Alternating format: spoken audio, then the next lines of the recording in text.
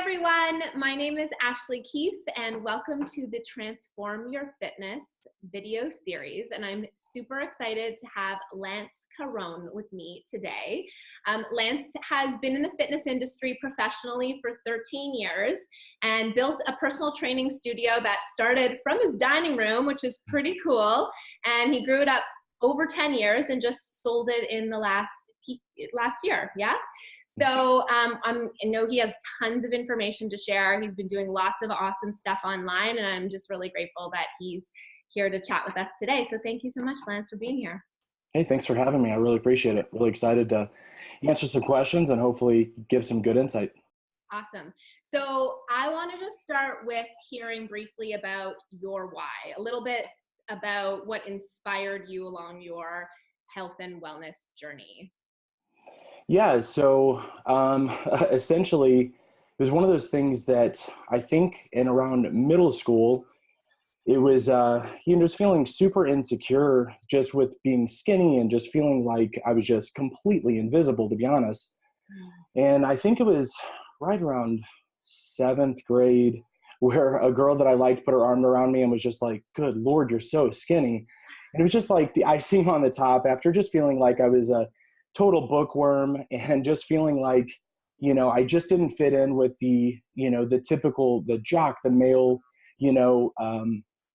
expectation and what have you. And for me, that was just something that really just put me on a path of feeling like I just was insecure. And so what I began to do is just begin searching for what it was that I felt like would get me closer or get me some form of acceptance. And so it's, my dad had worked out for years and had mentioned to me like, hey, this is something that really helped me out. I was absolutely so uninterested. I was a musician. I was into art and everything that was so lacking physicality. And so finally, whenever I reached that point, it was like, this sense of desperation that I was just like, you know what, I'm willing to give this a try because I was so tired of feeling that just that invisible, lack of security and, just feeling inferior to other guys my age. And so I began on a course of like exercising, and I never anticipated that I would become addicted to it. But it was one of those things that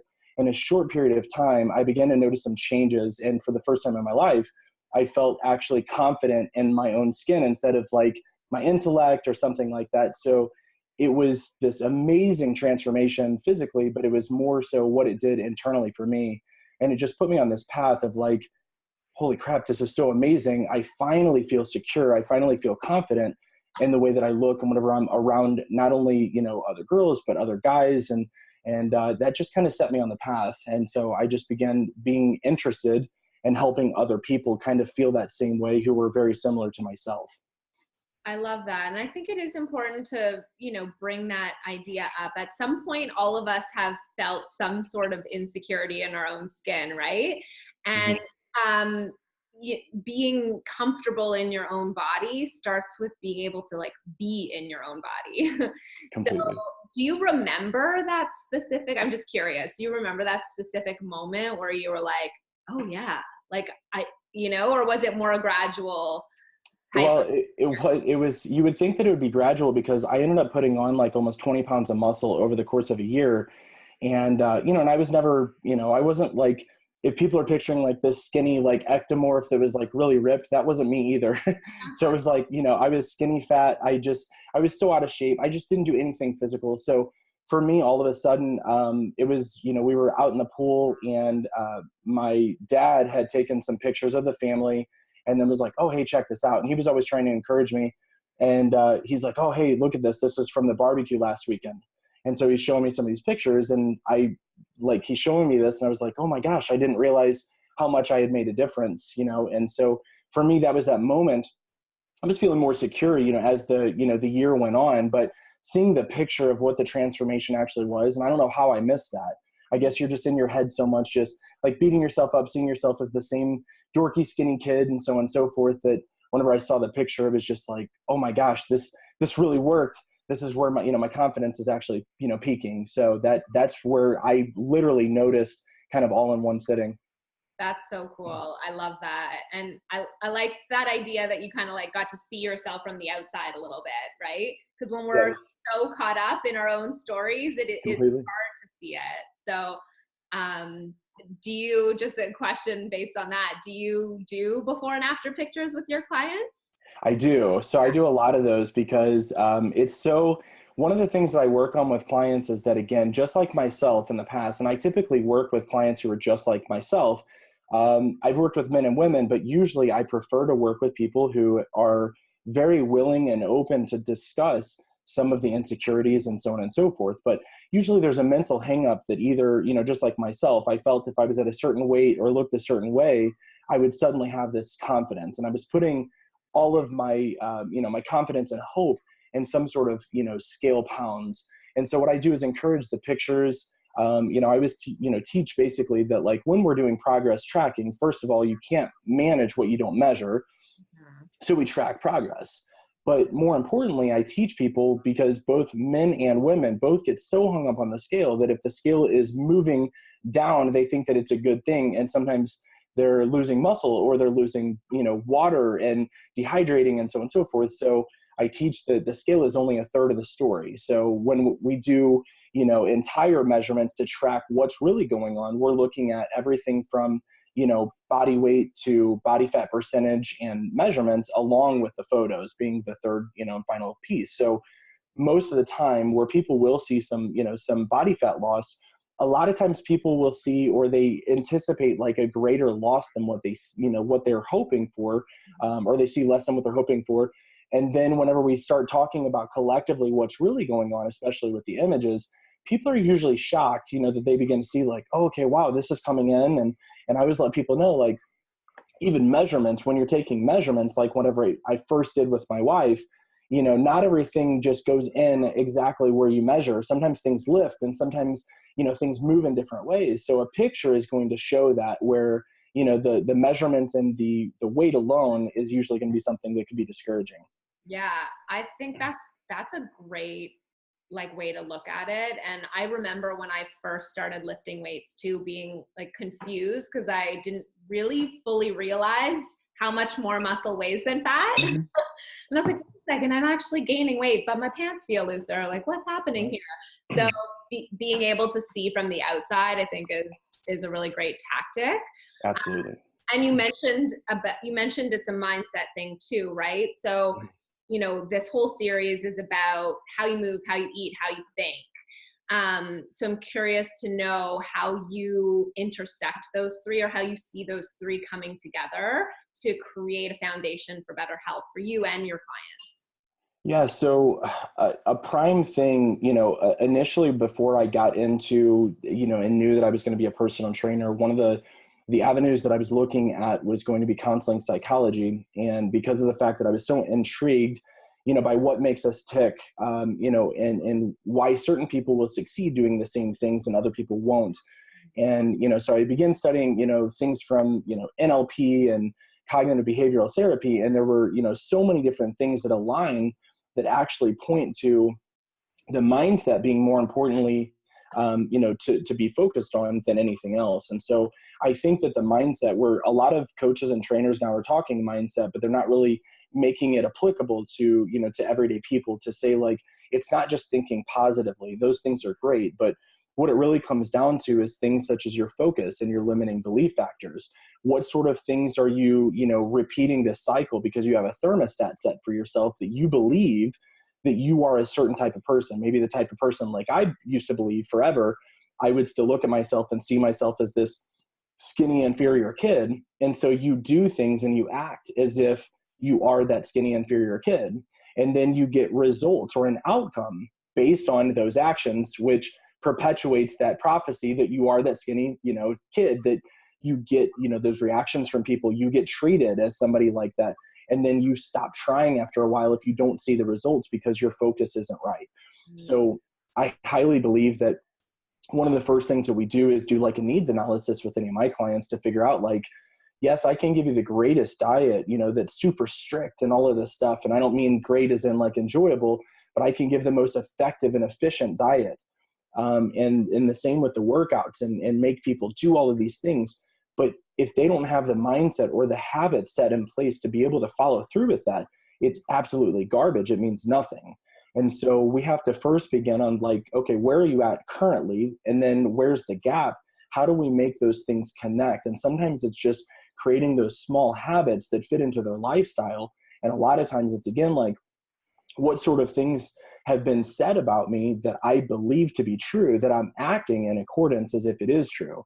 Those sort of things are going to get held up, and they're going to, keep us from acting consistently long enough to get the results that we want to see. Somebody who believes that they're always going to be overweight is going to do things and binge eat or do things that sabotage because they act in accordance to what they believe to be true about themselves. Yeah. I think mindset too ties into mindfulness, where you like first have to be aware of what's Absolutely. holding you back so that you can break through it, or you first have to be aware of where you are holding tension in your body to Right. be able to let it go. So it's a whole trifecta. It all works Absolutely. together.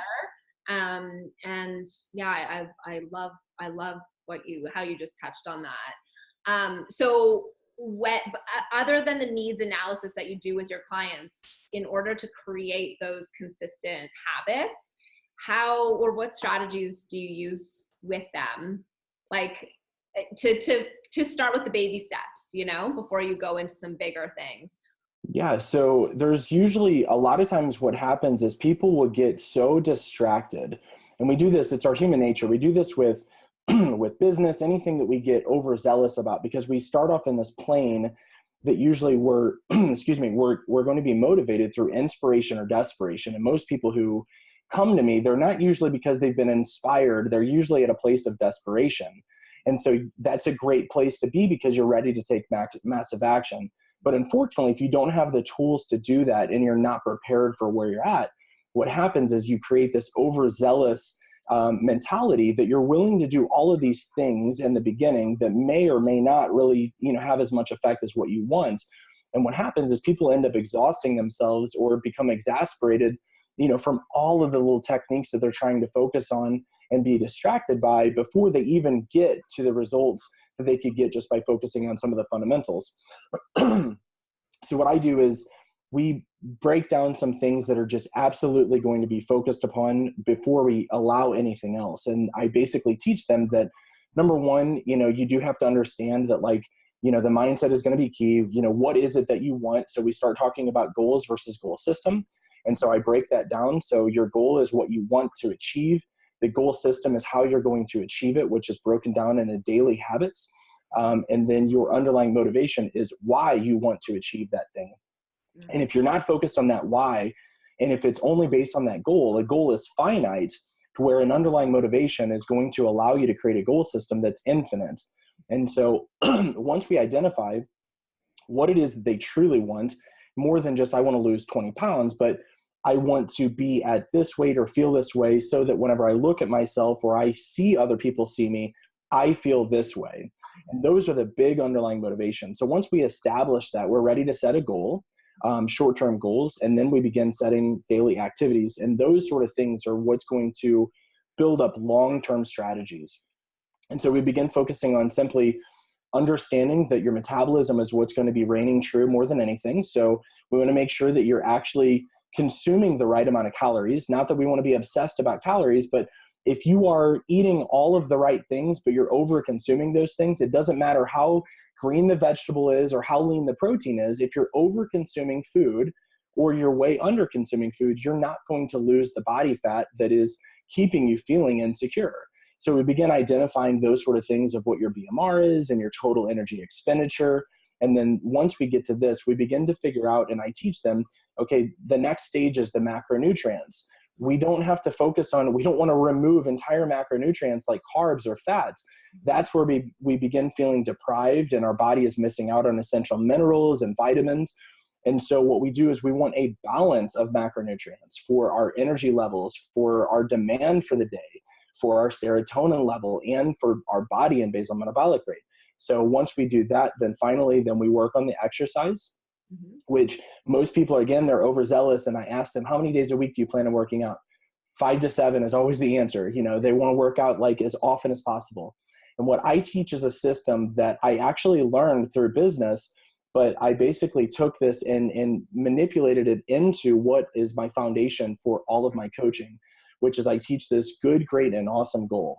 So I teach this on both setting goals for them, and I teach this for their exercise. So the very first one is I usually will maximize, I only let them go up to a 30 or 35-minute workout. Most of these people are busy professionals, and too long of a workout, number one, is going to put them in a catabolic state. But never mind that. More importantly, it's going to cause them to drop off. If it's too long, they're going to dread it and not be able to fit it into their workout day, or into their schedule. So what I do is I give them a goal where our maximum is 30 minutes. But what I do is set a goal to where your good goal is going to be 15 minutes, your great goal is 20 minutes, and your awesome goal is 25 to 30 minutes. So as long as you're hitting your good goal, anything above that is going to be bonus. So that way it's scalable based on your day. And then the last thing I do is set that good, great, and awesome goal specifically for how often they should work out throughout the week. So if they're asking me, well, it used to be, I only got 3 workouts in or only 2 workouts in, I feel like I'm failing. And this is this mentality of they have to chase perfectionism to get where they want to go. So when I began to teach this, it actually alleviated all this anxiety and helped people to actually scale themselves up. So I teach that, again, your good goal is going to be 3 times a week. Your great goal is going to be 4 times a week, and your awesome goal is 5 times a week. And so this here prevents them from doing 6 or 7 times a week and being overzealous, but also gives them a benchmark that if they get this between this, these 2 marks, they're going to get results, and they don't have to beat themselves up and feel like, oh my God, I've messed up. I'm not doing what I'm supposed to do. So this is the framework that alleviates anxiety along with the flexible approach of nutrition that I teach, so that people aren't worrying about cutting out entire things or grabbing and trying to do this all or nothing principle. So the all or nothing principle is usually what leads to, destruction and feelings of failure and so on and so forth. So I created an entire program that entirely walks away from that and gives people some peace. That's amazing. And one of the questions I was going to actually follow up with and ask you next was how do you handle for yourself or teach your clients how to handle when they fall off the bandwagon, or when they're not feeling motivated? Like, how do you get to the workout when you just don't want to? Yeah. So the first thing is whenever somebody feels like they're falling off, the very best advice, and it seems so simple, but it's absolutely, I think that people need permission. When you've fallen off, this isn't something that you got to go, oh, great, and you begin focusing on where you're at versus where you want to be or where you should be. That's immediately going to end in destruction. So the very first thing to do is when you're focusing on a goal system rather than your goal, the goal system is, what do I do on the daily that will, where the expectation is, if I do this consistently enough, I'm going to see results. So when I teach a goal system, simply put, if you're on a Tuesday and you're wanting to get back, the very first thing is don't try and wait until Monday.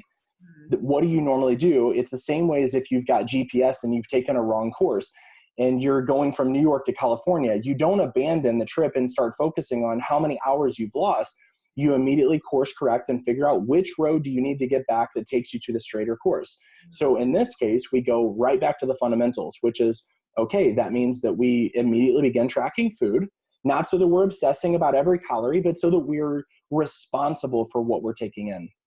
And what I always tell people is, if you were on a budget, the last thing that you would do is to walk into a department store and start swiping a credit card and then hope that whenever the bill came in that you didn't go over what your desired budget was. But we do that on the regular with our food. And so I begin teaching that, like, again, this is the same thing. This isn't so we can obsess about every dollar and cent, related to food. This is specifically so that we can, know and be responsible for what we're consuming. So step 1, we begin tracking our food. Step 2, we start making sure that we're within the parameters. And step 3, we start moving again. So I always teach them that, again, it's the same thing that, even if you're not working out that day, what can you do to be active for 30 minutes that's going to get your heart rate up? And so I use a couple different tools that we can track, like, how much activity they're doing, et cetera. And it's all based on accountability and making sure that there's something that they don't want to let me down or a friend down, that they're getting moving. But it's just those sort of things. And then we go right back to that good, great, and awesome goal. So today's Wednesday and I'm trying to get back on board. Great. Wednesday, what do you do? Oh, the same thing that I did yesterday or that I'm supposed to do yesterday. I get 30 minutes of activity, or I hit my good, great, or awesome goal, and I track my food. Nothing else. That's all you have to do. and if you've waited too long, start by taking your progress tracking again. If that freaks you out, then don't, but just get started, because it's so much better to take imperfect action rather than, waiting to take some sort of perfect action that keeps you from ever taking any action at all, which is the infamous, I'll start in January or I'll start on Monday. Yeah. So I love that. I love it. And taking perfect action is such a powerful reminder. I mean, I continuously am telling myself that, because I'm a recovering perfectionist too. Me too. Me too. And it's like, you can wait a really long time if you're waiting Absolutely. for that perfect action to show up. Yeah. Yeah. It was, there was a client that actually years ago gave me a book called Overcoming Perfectionism. And I thought, I get it. I'm a perfectionist. And whenever I started diving in, I started realizing that there was a sense of codependency that was actually there, that, whenever you do feel inadequate, or you feel like you are inferior to something, or you've never been made to feel good enough, we chase this idea of perfectionism that actually begins to make us feel a little bit more complete, or a little bit more superior to how we felt before. But the reality is that it doesn't do that. Nothing, because there's no such thing as real perfection. And so when we're doing this, we feel like we're going to fail, or we feel like we've got to remove any other obstacles, like life and enjoying family and things like that, because we're chasing this thing that doesn't exist to make us feel a way that won't ever, happen. Yeah. And this whole series is about teaching people that it's supposed to be fun. It's supposed to make you feel good, and it's really accessible. It's simple. It's not necessarily always easy, but it's simple. It's simpler than we make it in our head. Totally. And so that's really what we're here to share with everyone listening. Definitely. And I know you have an amazing free gift that you're sharing. So can you take a second to share with them what it is? Yeah, completely. So along with the lines of everybody, typically overcomplicating things, there are so many different rules and regulations. I call them magazine facts or magazine science, because magazines, you might get something in February that completely contradicts itself in March or April.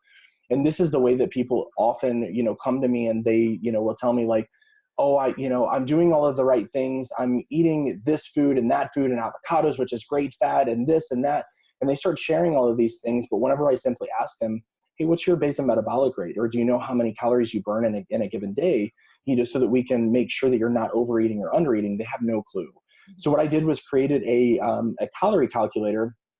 And it's more than just counting calories or things like that. That's not the focus. The focus really is simply to know your basal metabolic rate, along with how many calories approximately you burn, because it's simply put, and this is like completely like over reducing things, but to focus on the simple, or the simplest form of this is to focus on the calories that you're consuming versus the calories that you're putting out. And really, it really comes down to your total energy expenditure. As long as you are burning more calories than what you are consuming, you're going to lose body fat. And people often get focused on, all of the different foods that they're eating, and they have no clue how much they're actually consuming and how much it actually matters. So this here will tell them specifically a great estimate of what that total energy expenditure is, number one. And number two, it's going to give them the appropriate deficits so that they're losing body fat safely, because it's so often that people just they go to that standard 1,200 calorie, especially, the female clients that I've got, they go to 1,200 calories and just go, well, I'm doing the right things. I'm eating 1,200 calories, and they're starving themselves, and they have no clue why their metabolism isn't working properly. So in this, they're going to get a free calorie calculator, but more than that, they're going to get the 5 key tools and the 5 common mistakes that most people make that damage the metabolism or prevent them from actual permanent weight loss. So that's all in there, so everything is built in. And then of course there's, further emails where I teach even further how to repair and recoup the metabolism too. Ooh, that sounds awesome. I've done calorie calculators online and stuff like that, but all the additionals that you have wrapped up in there sound really important, and teaching people what it means and how to use it effectively is also key. So thank you so much. Do you have any final words that you want to share with us before we wrap up? Sure. I think that, if I can encourage people too, that, wherever you're at, I think the very first thing to decide is, because everybody wants to lose weight and it's not enough, or everybody wants to be in better shape. I think that if I can encourage everybody who's, watching or listening, that very first thing, your very first step is to identify the actual pain that you're going through. Don't sugarcoat it.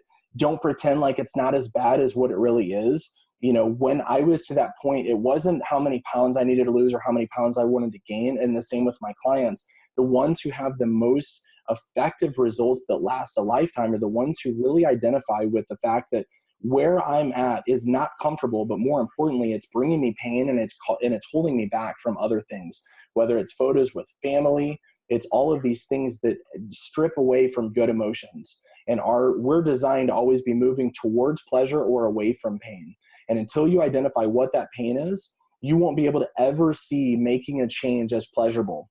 So I think that that's my first thing, and then begin focusing on specifically model somebody, whether a coach or somebody who has been exactly where you want to go, model what they do, so that way when you get emotional and you don't see the results as quickly as you want to, you don't abandon ship, because that's what so many people do.